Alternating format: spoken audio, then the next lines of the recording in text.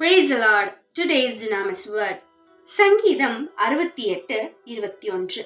மெய்யாகவே தேவன் தம்முடைய சத்துருக்களின் சிரசையும் தன் அக்கிரமங்களில் துணிந்து நடக்கிறவனுடைய மயிருள்ள உச்சந்தலையும் உடைப்பார். எனக்கு பிரியமானவர்களே, இந்த வசனத்துல சொல்லியிருக்கிறபடி தம்முடைய சத்துருக்களை எல்லாம் அவர் அழித்து உடைத்தெறிவார். நம்முடைய வாழ்க்கையிலும் சத்துரு அநேக காரியங்களை காண்பித்து நம்மை தோல்வியுற செய்து கொண்டிருக்கானா, கர்த்தர் நமக்கு நேரான வார்த்தையை அனுப்புகிறார்.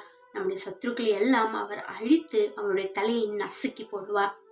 சமாதானத்தின் தேவன் தாமே உங்கள் சாத்தானை காலின் கீழே நசுக்கி போடுவார் என்ற வேதத்துல சொல்லி இருக்கிறபடி இன்றைக்கு நமக்கு விரோதமாய் எழும்பியிருக்கிறதான சத்ருவின் கிரியைகளையும் சத்ருவையும் அவர் அழித்து போட்டு நசுக்கி போடுவார்.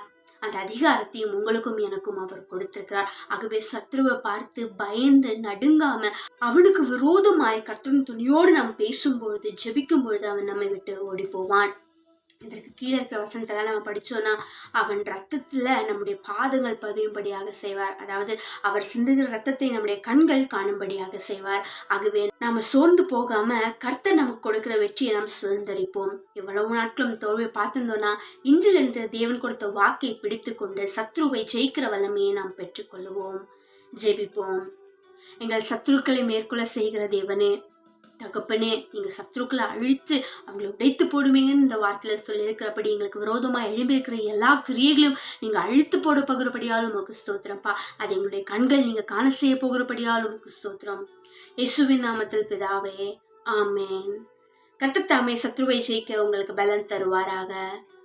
Grow powerful, be dunamis. God bless you.